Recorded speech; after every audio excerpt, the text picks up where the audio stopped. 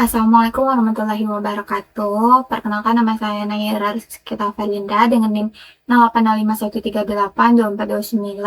085138242982. Di sini saya akan menyelesaikan laporan meteorologi materi implementasi GRADS dalam analisis dinamika El Nino Short Term Oscillation atau ENSO.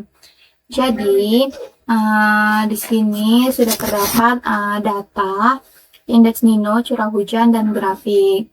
Nah, di sini pada grafik ini variabilitas iklim di wilayah Laut Sulawesi ini selama periode 1996 hingga 2025 menunjukkan dinamika yang kompleks dan dipengaruhi oleh interaksi antara fenomena global dan regional.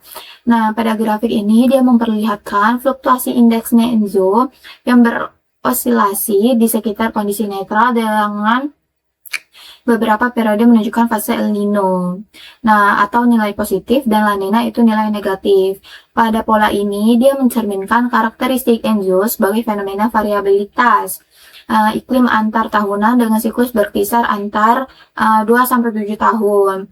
Nah, sebagaimana dijelaskan oleh Al-Fikri dan diperbarui dalam kajian modern oleh NOAA.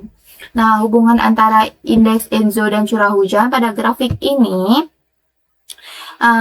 menunjukkan pola berbanding terbalik yang cukup koefisien atau konsisten. Nah, ketika indeks ENSO ini meningkat atau fase El Nino ini, curah hujannya itu cenderung mengalami penurunan, sehingga kondisi ini disebabkan oleh pergeseran pusat konveksi ke wilayah Pasifik Tengah Timur, sehingga wilayah Indonesia ini mengalami pengurangan pembentukan awal hujan. Sebaliknya, ketika ENSO ini berada pada fase La Nina, curah hujannya itu meningkat akibat penguatan konveksi di wilayah Indonesia. Pola ini sejalan dengan hasil penelitian oleh Al-Fikri yang menyatakan bahwa wilayah Indonesia bagian timur sangat sensitif terhadap perubahan ENSO, terutama dalam hal distribusi curah hujan. Keterkaitan tersebut diperkuat oleh penelitian ini yang menunjukkan bahwa variabilitas curah hujan di kawasan Laut Sulawesi ini sangat dipengaruhi oleh interaksi ENSO dengan sistem atmosfer tropis. Penelitian ini juga menjelaskan bahwa intensitas kejadian El Nino dan La Nina ini dapat meningkat akibat perubahan iklim global, sehingga berdampak langsung terhadap pola curah hujan di wilayah tropis termasuk Indonesia. Meskipun hubungan antara ENSO dan curah hujan ini terlihat jelas, grafik ini menunjukkan bahwa tidak semua perubahan curah hujan itu dapat dijelaskan hanya oleh ENSO. Pada periode curah hujan tetap tinggi meskipun indeksnya itu ENSO berada pada kondisi netral. Hal ini menunjukkan adanya pengaruh faktor regional lain, terutama sistem angin monsun. Nah, monsun barat membawa massa udara lembab dari Samudra Hindia dan meningkatkan curah hujan. Sedangkan monsun timur membawa udara kering dari Australia menyebabkan penurunan hujan. Lalu penelitian ini juga menjelaskan bahwa sistem monsun ini memiliki peran dominan dalam mengontrol pola hujan di Asia Tenggara. Selain monsun, peran dinamika laut seperti arus lintas Indonesia atau Arlindo ini dalam memodifikasi kondisi oseanografi di Laut Sulawesi.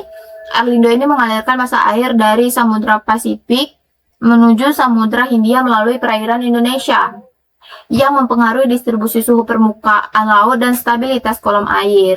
Nah, perubahan SPL ini berkontribusi terhadap pembentukan awan melalui proses interaksi laut atmosfer. Nah, penelitian ini juga menjelaskan bahwa Arlindo itu memiliki peranan signifikan dalam sistem iklim regional Indonesia. Nah, analisis ini jangka panjang selama 30 tahun memperlihatkan bahwa dampak ENSO terhadap curah hujan itu sangat bergantung pada intensitasnya. Pada periode El Nino kuat seperti tahun 97, 98, dan 2015, dia terlihat penurunan curah hujan yang cukup ekstrim. Sebaliknya pada periode La Nina itu kuat terjadi peningkatan Seperti ini, peningkatan curah hujan yang signifikan. Nah, fenomena ini sesuai dengan hasil penelitian atau IPCC 2021 yang menyatakan bahwa intensitas ENSO ini sangat menentukan besarnya dampak terhadap sistem hidrologi global. Nah, variabilitas curah hujan di Laut Sulawesi ini dipengaruhi oleh fenomena lain seperti IOD, MJO. Nah, IOD ini dia mempengaruhi distribusi SPL di Samudra Hindia. Sedangkan MJO ini dia berperan dalam mengontrol aktivitas konveksi dalam skala mingguan hingga bulanan. Interaksi antara ENSO, IOD, dan MJO ini dia menghasilkan pola variabilitas yang kompleks sehingga respon curah hujannya ini tidak terlalu linier. Nah, lalu dalam konteks perubahan iklim, pola pada grafik ini dia mengindikasikan adanya kemungkinan perubahan dalam frekuensi dan intensitas ENSO. Nah, penelitian ini juga menunjukkan bahwa pemanasan global dapat meningkatkan kejadian ENSO ekstrim yang pada akhirnya akan berdampak pada distribusi curah hujan di wilayah tropis. Nah, oleh karena itu, analisis jangka panjang ini seperti menjadi penting untuk memahami kecenderungan perubahan iklim di masa yang akan datang. Jadi, sekian laporan video dari saya. Wassalamualaikum warahmatullahi wabarakatuh.